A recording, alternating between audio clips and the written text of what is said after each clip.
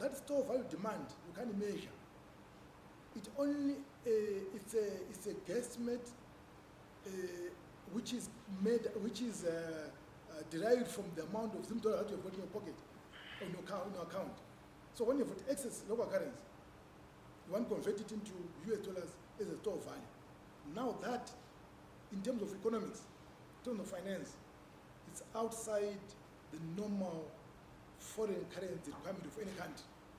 If today you go to the IFIs, the IMF, World Bank, and ADBs, they talk about the demand for foreign currency as import demand. This idea of wanting to hold foreign currency as a demand. Now you've got two strong demands. This is why, whilst you've got a strong balance of payments position, you've got a shortfall in terms of the foreign currency, because some of the foreign currency is required for purposes of store value. This way now then the foreign exchange or power market now comes in, because people want to store value, but with the excess currency, because of past experiences, which we all agree with, which we all know about, that has conditioned us, the once bitten twice shy syndrome, whereby we now want to store our value in the currency. That's why we then decided as an MPC, I'm trying to join this person to the last one. So now we then decided there as an MPC to come up with the gold coins. The gold coins, what they're basically doing is to ensure that they provide a store of value for those entities and individuals who might want to hold in foreign currency or gold as a store of value, as a product to store value. What is it going to do? It's going also to suck the local currency, which is excess local currency on the market, which means in a normal economy, you've got less Zim dollars in the market, and it stabilizes your exchange rate. And then at the appropriate time, when you also want to sell it as a store of value, you can also dispose of. Central bank, the buyback. In the pricing of that, we all know that there is no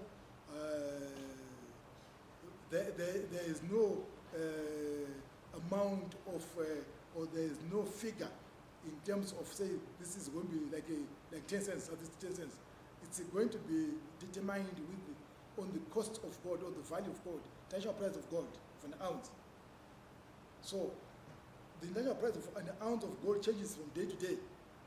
Right now it's about 1,850, which means the costs, which means the value of that gold coin will be an ounce value of international price of gold. And then when you're selling it, it means we sell them at that cost plus the cost of producing the gold coin plus the cost of freight, which in this case will not go beyond 5%. So we don't expect the coins, gold coins, to be anything to be above 1.5% or not 5% on top of the costs. So, for example, if it is 1,850, if you use 5%, that comes to about 1,950, being the cost of producing it and the cost of freighting it and everything else. So we don't expect to charge them at anything above 5% above the cost of the gold value.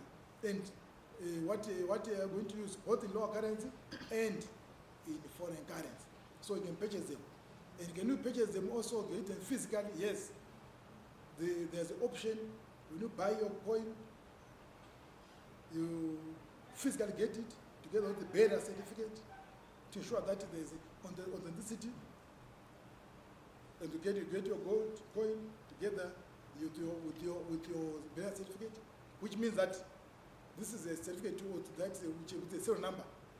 That Honorable Zimure, you bought a gold coin number 70, and then you tell you the gold content in that, and then for purpose of redeeming them, you know how much you've put into the economy. Why did you start with the high value coins of 1,850 as an ounce?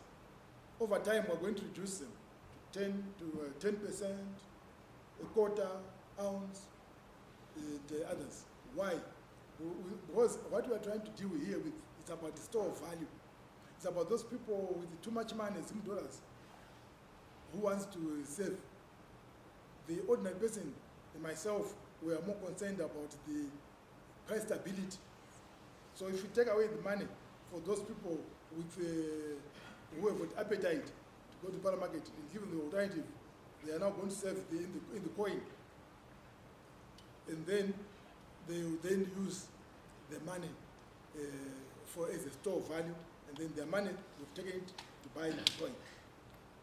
People have talked about round tripping, of read in social media, round tripping of this.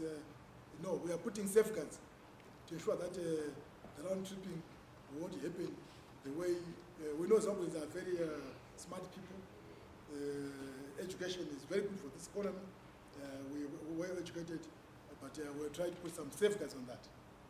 And why we also make sure that those ones can also hold their own coin, because we know that there are some naysayers who believe that the gold content won't be 1 ounce. We want them to go and bend them, to go and fire icing them. Then they see that there's real gold in it.